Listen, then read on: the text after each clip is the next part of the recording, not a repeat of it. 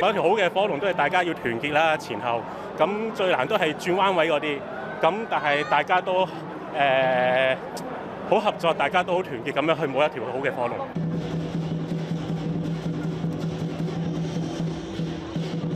咁呢啲應該係一代一代傳承落嚟嘅，咁應該係有佢嘅意義喺度嘅，係係即係令到啲人身體健康啊，好似以前有個瘟疫，所以。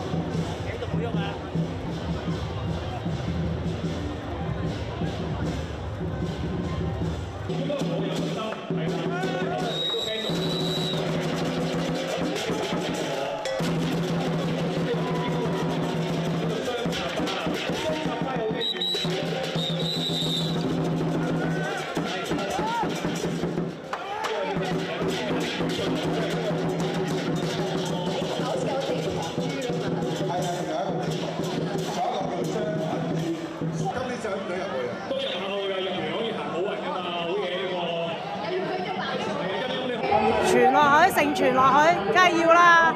呢啲因為舞火龍係一種咩節慶活動，中秋節好需要嘅。加上有旅遊活動啦，可以增進旅遊吧，旅遊業啊！準備好未先？